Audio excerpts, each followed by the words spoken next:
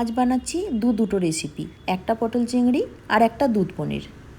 সামনেই দুর্গাপুজো, সপ্তমী বা নবমীতে যেমন বানাতে পারবেন পটল চিংড়ি, তেমনই অষ্টমীতে দুধ পনির। লুচির সাথে দুধ পনির দারুণ রেসিপি। আর এই রেসিপিগুলো আমি খুবই সহজ পদ্ধতিতে বানাবো, যে কেউ বানাতে পারবেন। আর নতুন রাঁধুনিদের জন্য তো বেস্ট। পটল চিংড়ির জন্য আলু আর পটলগুলোকে ডুমো ডুমো করে কাটলাম। এখানে আমি চন্দ্রমুখী আলু নিয়েছি। এই আলুগুলো কড়াতেই ভাজতে ভাজতে আর কষতে কষতেই নরম হয়ে যায়। যদি অন্য আলু হয় তাহলে প্রেসার কুকারে একটা সিটি দিতে হবে। আলু পটলগুলোকে কেটে ধুয়ে রেখে দেব। আর চিংড়ি পড়ার জন্য এই তরকারি স্বাদ বেড়ে যায়। মোটামুটি যে কোনো অনুষ্ঠানে এই তরকারির দেখা মিলবেই। আর আমাদের বাড়িতে এই তরকারিতে পটলটা আমি ছাড়া বাকি দুজন খুব একটা খায় না, কিন্তু আলু আর চিংড়ি তাদের ভীষণ প্রিয়। এখানে আলু পটলগুলো কেটে ধুয়ে রেখে দিলাম। এরপর পনিরটা কেটে নেব। পনিরটাকে মাঝারি সাইজের করে কাটলাম। তারপর পনিরটা গরম জলে ডুবিয়ে রাখলাম। এটা পুরোপুরি নিরামিষভাবে বানিয়েছি, এতে কোনো পেঁয়াজ রসুন পড়েনি। আর যেহেতু দুধ পনির, তাই কালারটা হবে সাদা। এই রান্নাটা দুরকমভাবে করা হয়, একটা ভেজেও করা যায় পনিরটা, আর একটা না ভেজে। আমি আজকে পনিরটা ভাজবো না। পনিরটা গরম জলে রাখার পর এবার মশলাটা বানিয়ে নেব। এতে দেব আদা, কাঁচা লঙ্কা, কাজু, কিশমিশ, চারমগজ আর 2-3 টুকরো পনির। এই পনিরটা দেওয়ার জন্য গ্রেভিটা হবে থকথকে। দিয়ে অল্প জল দিয়ে পেস্টটা বানিয়ে নেব। যদিও তরকারিটা বানাচ্ছি দুপুরে খাওয়ার জন্য, কিন্তু এই তরকারিটা রাতে রুটির সাথেই বেশি ভালো লাগে। কড়াতে সাদা তেলের মধ্যে গোটা জিরে ফোড়ন দিয়ে মশলাটা ঢেলে দেব। এই রান্নাটা সাদা তেলেই বেশি ভালো লাগবে। কষতে কষতে মশলাটা গাঢ় হয়ে এলে এবার পনিরগুলো জল থেকে ছেঁকে এর মধ্যে দিয়ে দেব। সঙ্গে নুন, চিনি দেব।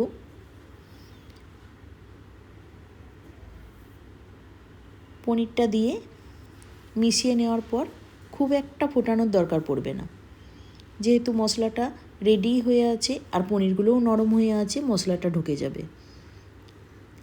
তারপর এর মধ্যে ঘি, গরম মশলা, কসুরি মেথি আর দুধ দিয়ে আর একটু ফুটিয়ে নেব। গাঢ় হয়ে গেলে এটা নামিয়ে নেব।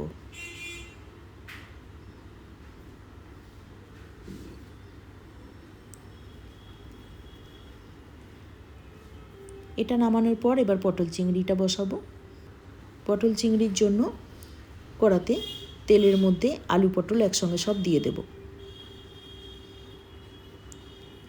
সঙ্গে গোটা জিরে দিয়ে দেব। দিয়ে একসঙ্গে চাপা দিয়ে এগুলোকে ভেজে নেব। এটা ভাজা হয়ে গেলে এর মধ্যে এবার চিংড়ি মাছটা দিয়ে একসঙ্গে ভেজে নেব।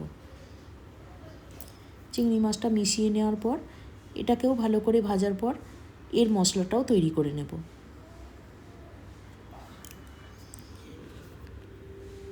এটার জন্য এর মশলার জন্য নিয়ে নেব 2 টমেটো, একটা বড় সাইজের পেঁয়াজ, কয়েকটা রসুন, আদা, কাঁচা লঙ্কা আর ধনেপাতা।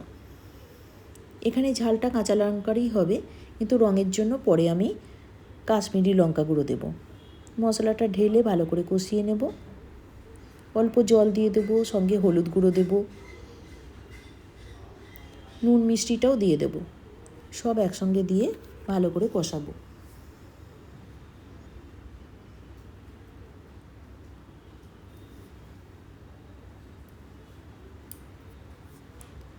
একটু চাপা দিয়ে কষিয়ে নেব অল্প জল দিয়ে। শুকনো শুকনো হয়ে এলে তারপর গ্রেভির জন্য জল দিয়ে দেব।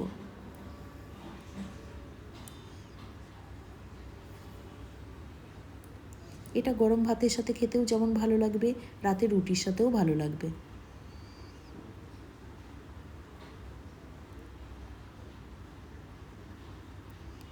ফুটলে ঘন হয়ে এলে নামিয়ে নেব। আজ দুপুরে বানালাম এই পটল চিংড়ি, দুধ পনির, সঙ্গে মাছ ভাজা। যেহেতু দুটোই তরকারি বানিয়েছি তাই মাছটা ভেজে নিলাম। যদিও আমাদের বাড়িতে মাছ ভাজা সবাই পছন্দ করে। রেসিপি দুটো কেমন লাগলো কমেন্টে অবশ্যই জানাবেন। ভালো লাগলে লাইক, শেয়ার, কমেন্ট করবেন।